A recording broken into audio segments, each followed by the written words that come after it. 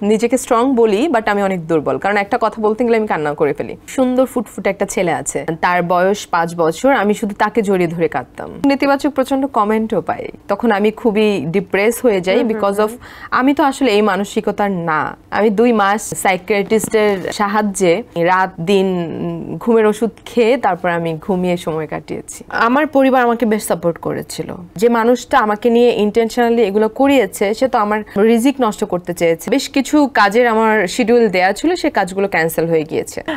একটা বিষয় নিয়ে একটু আলোচনা করতে চাই, আমি জানি না যতটুকু আপনি বলতে চান।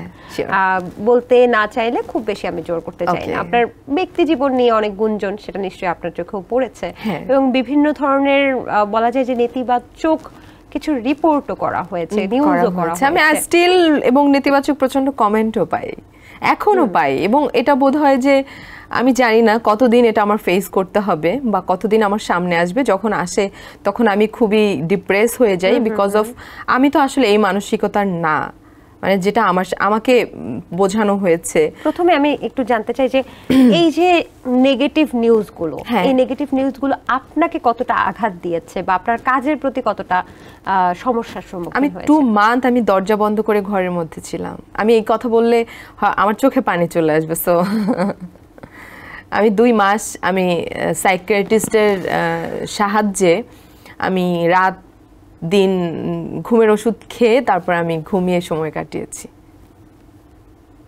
আপনি মানে সাইকিয়াট্রিস্ট দেখিয়েছিলেন? হ্যাঁ।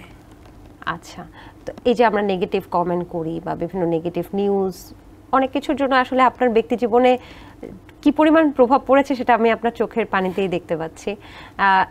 এই বিষয়গুলো কি আসলে একটা মিডিয়া সেলিব্রিটির সাথে হওয়া উচিত?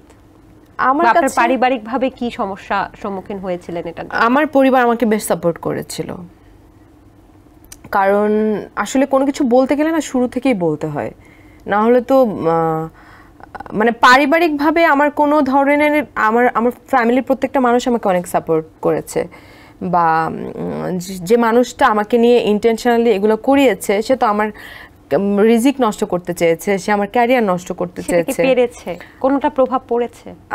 তখন ইনস্ট্যান্ট একটু পড়েছিল। কিভাবে পড়েছিল সেটা হচ্ছে যে বেশ কিছু কাজের আমার শিডিউল দেয়া ছিল, সে কাজগুলো ক্যান্সেল হয়ে গিয়েছে। যেহেতু আমার কয়েকটা কাজ, সব কাজ যে ক্যান্সেল হয়েছে ব্যাপারটা এরকম না, কিন্তু একটা কাজ ক্যান্সেল হলেও সেটা আমাকে 10টা কাজ ক্যান্সেল হওয়ার যে মানে ইফেক্টটা পড়ে সেটাই আমার উপর পড়েছিল। বাট আমি মানসিকভাবে অনেক দুর্বল, মানে নিজেকে আমি স্ট্রং দাবি করি, নিজেকে স্ট্রং বলি, বাট আমি অনেক দুর্বল, কারণ একটা কথা বলতে গেলে আমি কান্না করে ফেলি, মানে এরকম।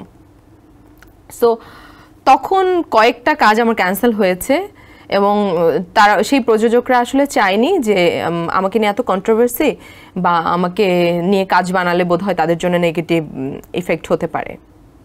যখন দরজা বন্ধ করে 2টা মাস ছিলেন, সেই সময়টা আপনি আমার একটা সুন্দর ফুটফুটে একটা ছেলে আছে, তার বয়স 5 বছর, আমি শুধু তাকে জড়িয়ে ধরে কাঁদতাম, এবং সে আমাকে তখন বলতো যে মাম্মা তুমি কেঁদো না, আমি তো আছি তোমার কাছে, আমি কোনোদিন তোমাকে ছেড়ে যাব না।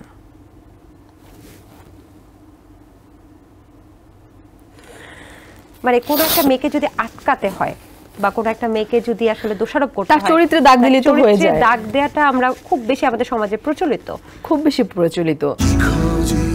Sensation, classic strawberry or coffee variant.